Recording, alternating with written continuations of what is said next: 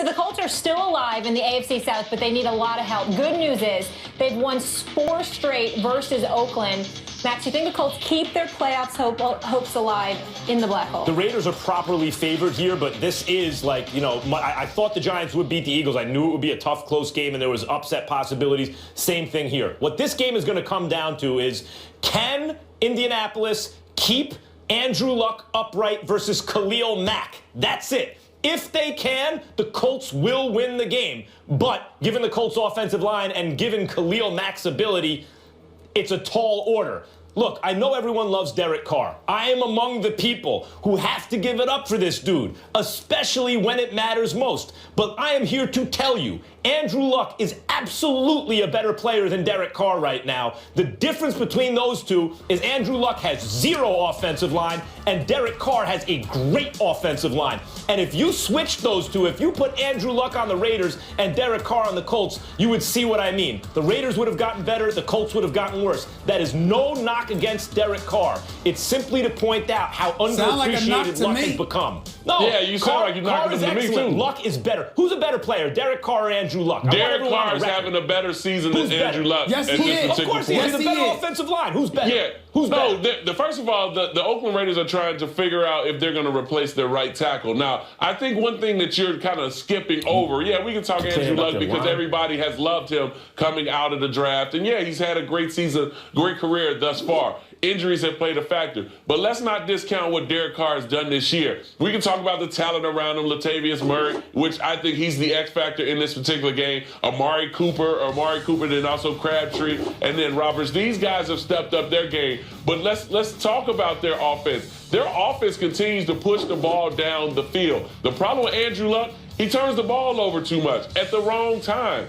And we can talk so much about this team. This Oakland Raiders team understands the magnitude of this game, and not only that, when was the last time we talked about the Oakland Raiders being relevant? Don't you think Jack Del Rio has continued to push that in the minds of this Oakland Raiders football team? They have so many distractions out there with the football team. Is Aldon Smith coming back? Is he going to be out for the season? Can anybody else besides Khalil Mack and maybe Irving apply pressure to the quarterbacks? What's wrong with this secondary? Why can't they stop anybody down the field 20 yards or plus?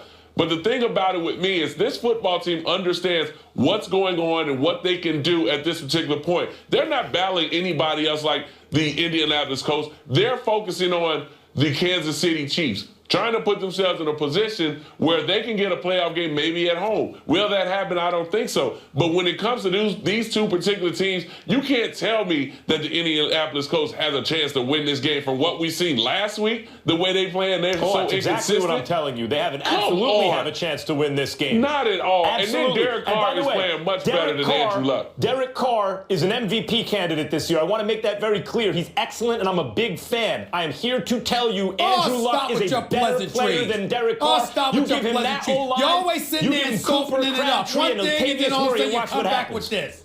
Yeah. Oh, please. You're always, I'm trying to tell you, you put Fred Astaire and the late, great Gregory Hines to shame, dancing around. Oh, Derek Carr's this, but Andrew Luck is that. And Andrew Luck is this, but Derek Carr is that. You're all over the place. The bottom line is this. Look, Donovan McNabb, here's the deal. Max Kellerman went on the air, and he said 2 very profound things before this year even began. Number 1, Tom Brady would fall over a cliff within 18 months. Yes. And number 2, Andrew Luck would be the league MVP. Wrong on both counts. Everybody in that grandmother. Watch him make the playoffs. And it's just that simple. It's all right, though, Max. It's all right. And by the way, Max, the whole lavender-looking shirt, I know you're trying to disguise the gray. Damn it, it ain't working. Back to football. Here's the deal. This is the deal. In the end, what it comes down to is this. The Raiders have a running game.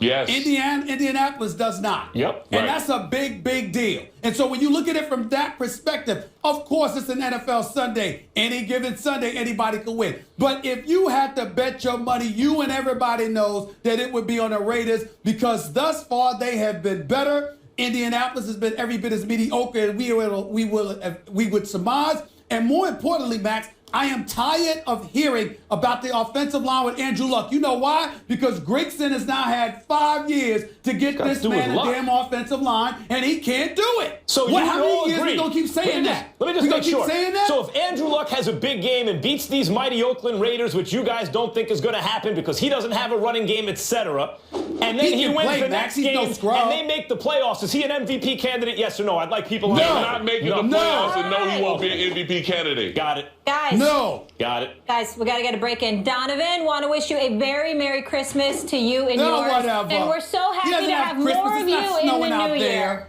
Go in the Merry sunshine, Christmas, Donovan. Go in the everybody. sunshine. Merry Christmas. Google, Donovan. Now I'm left Go with in two the Scrooges for the sunshine, rest of the Donovan. show. I hope it snows. I hope it snows there, Donovan. Bah I hope it humbug snows. for these two. Coming up next. The ball is 15, 20, Skip Arsenal, 30, the 20, the 10, 5, touchdown Ravens!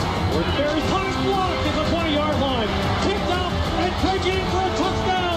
Touchdown, Steelers! Holy cow! It's their fourth trip to the red zone tonight. Fires down the middle, he's got a man! Touchdown Ravens! Oh, for a strike to Steve Smith Sr. This is one of my favorite rivalries. This just in. These two teams, they don't like each other. The Steelers are a game up on the Ravens in the AFC North and have an 86% chance to win the division, according to 538.com. But the Ravens won their Week 9 matchup and would lead the division thanks to the tiebreaker if they manage to win on Sunday. Oh, Stephen A., your squad, the black and yellow, how important is it for them to win this one?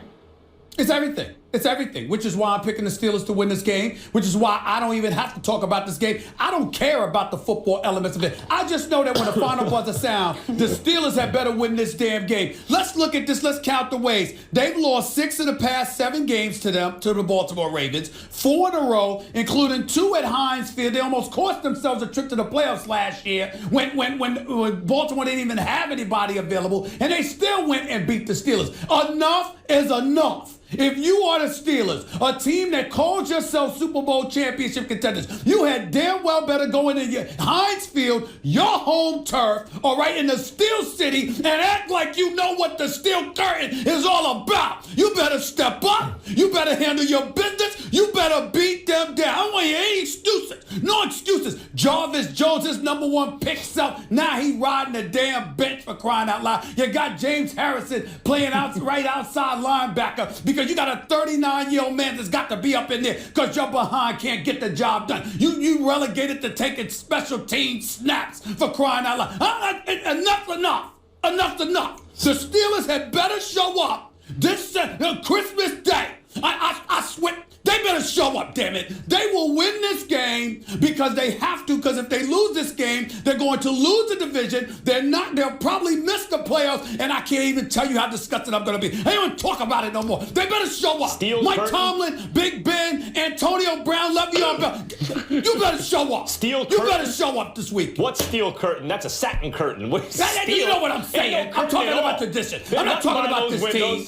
Don't confuse this, Moses. Look, the Ravens have struggled running the ball okay. The Steelers can't, they have no secondary to speak of.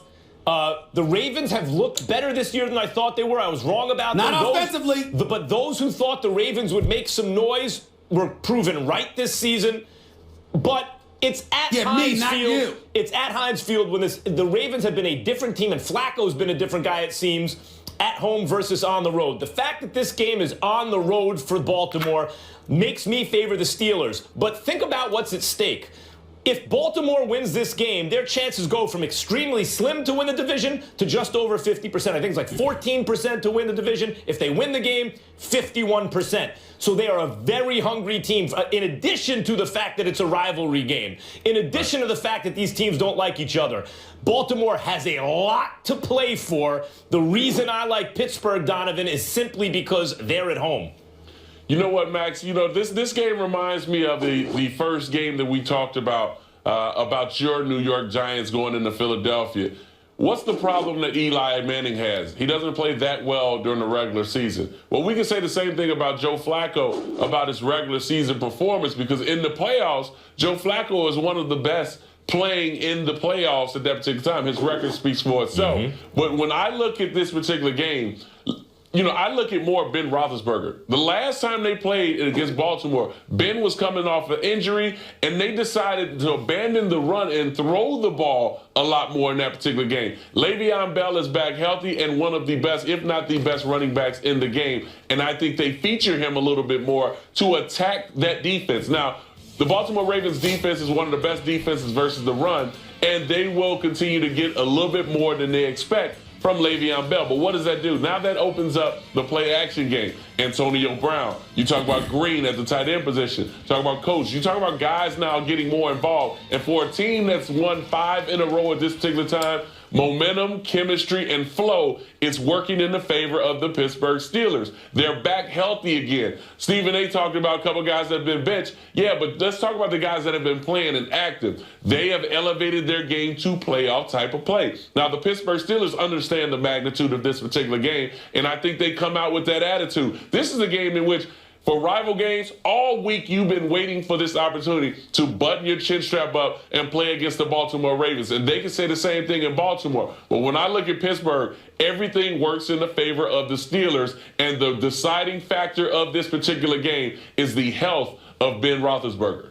Well, that's my point. They've lost 6 of the last 7 and 4 in a row, including 2 at Heinz Field, like I echoed earlier. But more importantly than that, you're looking at a Baltimore Ravens offense that has no running game. They rank 28th in the NFL. They're going to have to rely on the pass. When you look at it from that perspective, based on everything you just highlighted, Donovan, there is absolutely, positively no excuse for the Steelers to be unable to win this game. Offensively, as elite as Baltimore's defense can be at times. You have Big Ben, you have Antonio Brown, you've got Le'Veon Bell. All 3 are healthy and playing well. Handle your damn business. But I think they'll put up points. It won't be 40, but I think they'll put up points. But your defense should be able to perform against this Baltimore Ravens Your offense. Secondary? It should Your happen. secondary should be able to perform. The Steelers' secondary has not been very good, to say the least. It has been very good, Stephen.